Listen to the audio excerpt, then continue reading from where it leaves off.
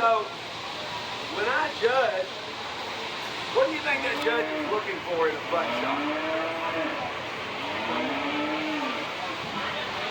Pin width. Wide pins, right? Pins on either side of the killer. We want a wide pin set. What else do we want? What do we look at on the butt shot? Square. I want to see that that cap is square from the ground up. What else do we see? What else do we see down here at the ground? Base.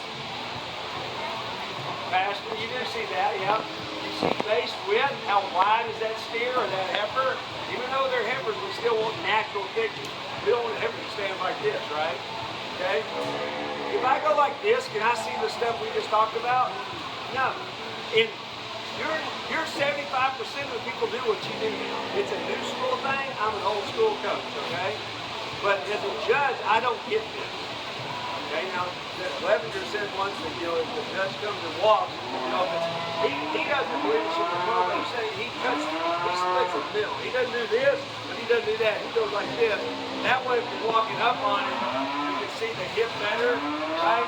But I want them to be square. Now, if I have a steer that's got bad hind feet, I'll scissor it because I want to mask the fact that we got bad hind feet. Like if they are not square, a lot of calves will sit on the outside of the hook wall, right? Or maybe they're not, maybe they're narrow, right? So if I scissor them, I don't look like I'm so narrow. Judge is going to see it, right? But that is something you can do to mask it. If I got a big square steer that's down to the ground up and square and wide pin set, I'd be stupid to sit up like this because I just completely took all that stuff I'm looking for and threw it out. I don't understand why we're doing it unless you got a steer with problems. Okay? So I'm a big believer in it, and that's a debate going around in the whole industry. A lot of people start to talk about it. So I don't want to be a butt shot. Okay? That's one of my pet peeves. So we tied them up. We taught them how to lead, and now we set them up 20 times a day. How many days a week? Right. So if you set your calf up 20 times, 7 days a week, probably in 2 weeks they're autopilot. And this is a true story. My daughter was different from my son. My daughter, I tell her, work an hour and she'd work 2 hours with a calf. My son would last about 15 minutes. They're like, where's he at? He was out chopping a tree down or something, right? Okay, so we sold my daughter's first major show heifer. Our county heifer awarded, so we couldn't show her. So we showed her Angus, thinking, well, Angus is going to win the county show. Well, we got reserve brand, we had to sell it. Well, luckily somebody down the road from us bought it, so we could come by and chat. We got to go see the lady, right? And so I kid you not, she was standing in the pasture set up. I'm not lying. Get your phone number, you can ask her, she'll tell you, all right? A kid borrowed the calf to qualify for the National Showmanship Contest. And for the Angus deal, and I said, you want to work with her? No, I'm good. She got bumped and she moved and he never even noticed it. And she reset herself. If she wouldn't have done that, he probably would have he made it go to national because that heifer knew what she was doing. Okay? So it's muscle memory. That's why when you set a calf up, it's the front feet, right? You set them up just like this every time. Well, if you do this, does she got any muscle memory? No, she doesn't know where to put those two. You put them the same. You have to be perfect at home, so you don't have to be perfect in the show ring. Does that make sense? It does. I don't know what to work with. That one here? That one here? What's my shit? So, if I'm perfect at home, and I set that calf up every time, just exactly the same, just like my daughter's heifer did for that kid showmanship, she's going to know how to stand it up on her own out there, so my kid doesn't have to be perfect to worry about it. My daughter's the type, she wouldn't put that much to get it perfect. That's not a good thing to show us. At home, that's a great thing. In the show ring, we don't want to pick and overpick and overpick and overpick. The better calf doesn't stand still, right? But you got to be perfect at home, so you don't have to be perfect show ring. You have to be perfect show ring, but you don't have to be perfect set up for it. Okay? And everybody's like, God, man, this guy's OCD, he don't repeat it. You dang right. You know why? In fact, what I started with, this is way too competitive. If People say, well, those people, they must cheat. They win all the time. No, those people work their butts off at the barn every day. The ones that win consistently, and yes, some of them do cheat, but most of them is because they're in the barn and they live in the barn. Okay? I mean, you probably, if you have a haired animal and you're working hair, it probably should be an hour and a half per calf. You should tie your calf up, you should love on your calf, you should rinse it, brush it, blow it, walk it for 20 minutes and set it up 20 times every day. That's how you win in the show ring. That's how you win in the showmanship and in the show ring, right? Okay? So, here's another pet peeve of mine. So, how many can scratch the brisket? No, that's goes in the pocket. So, do we want a big brisket or a small brisket? How many want a big brisket?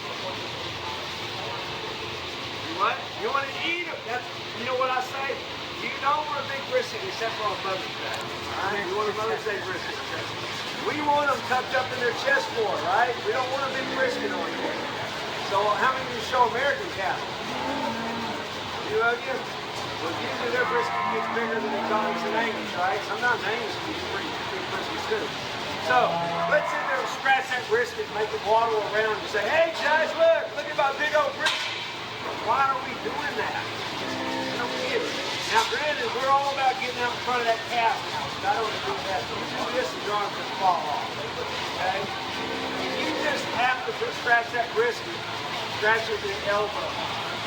Don't scratch the brisket, make it waddle around, and you don't judge you have a bad brisket.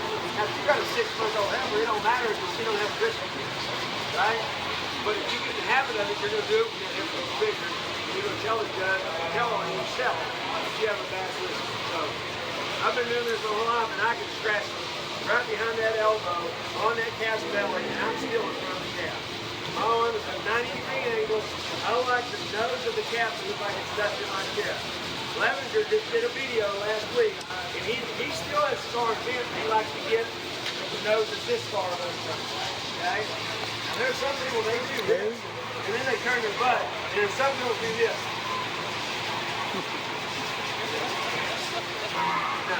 Now, I will tell you, that is going away. Maybe Robbie and I just work together on this. Maybe we complained about it enough, maybe people got to hear. But guys, and Levenger says this, y'all know what Levenger is? He does a lot of TikToks and they're pretty good, all right? But your buckle should point towards the shoulder of that calf. Okay? The most I want to see is my buckle face down that parallel to the calf. But I like it just slightly to them. My elbow is a 90-degree angle, and I scratch the belly of that calf. That judge comes down here. That's all you gotta do. You don't have to go. That's over his shoulder, okay? I'm right here. That's all you gotta do. You want to be quiet in the show ring. I don't mean this quiet. I mean quiet. And how many of you have seen people scratch?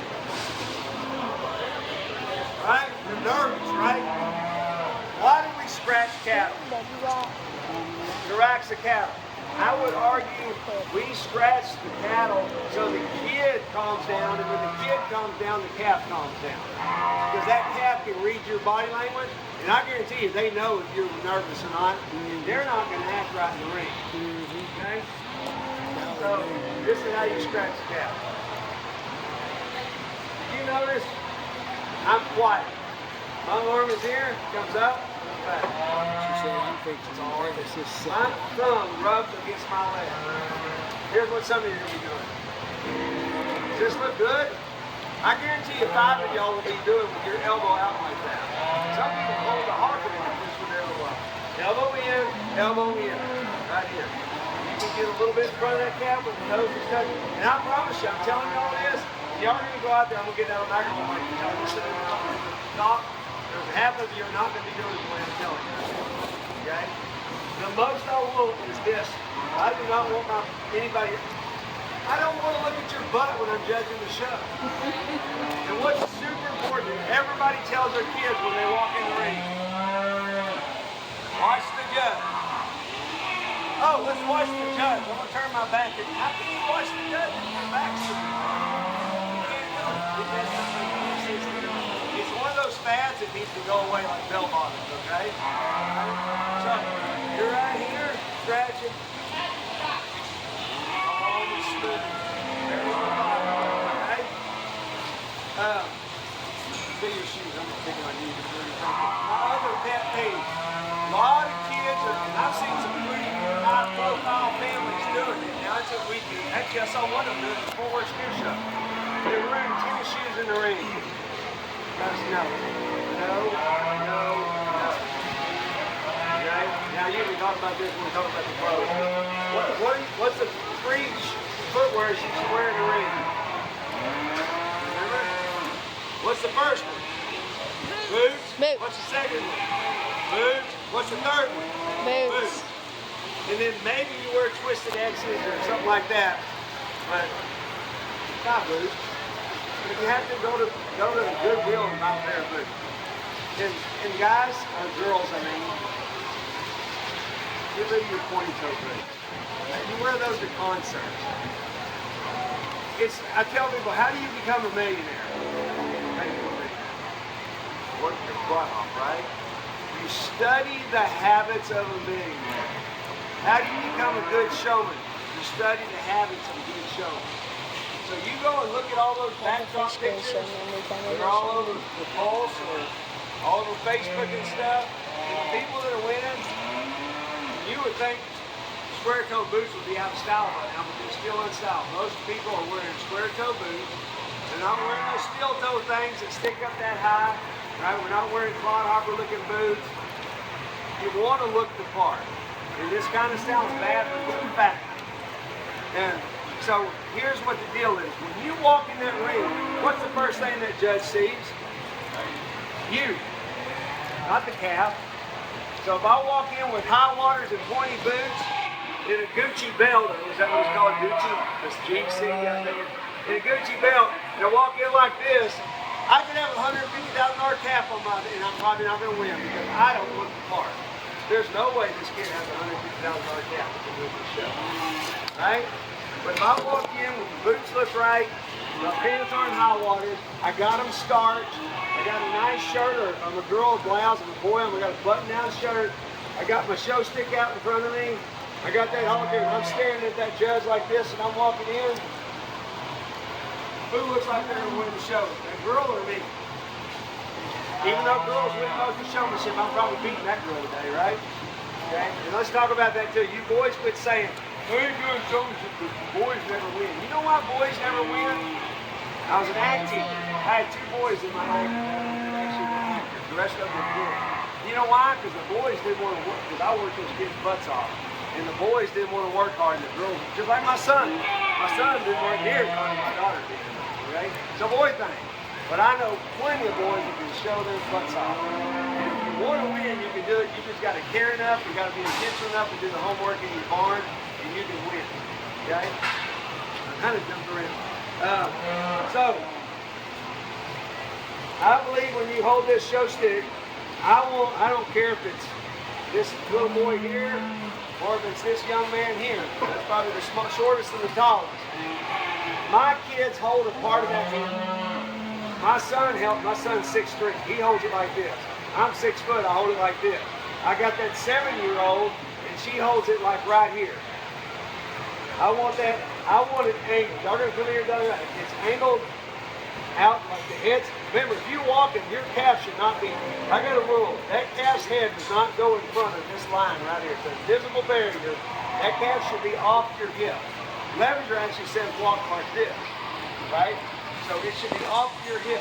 So that stick is not in front of his eyes, right? So that's not going to keep it from walking. You don't want to, I've seen kids do that. This doesn't look very fancy, right? Looks more juvenile. This just looks a little polished, right? I'm working 90 angles. I don't do this. My daughter in Fort Worth one year walked out like this. Where the crap she got that from? We eliminated it right after she got out of the ring, okay? So hold that, and you're right here. My thumb, when I take my hat off, will be right here and extend it from my nose. Now, if you want it a little higher, a little lower, you know what most people do? That head is heavy, and guess what happens when that head is heavy? That arm goes out here. So which looks better, this or this?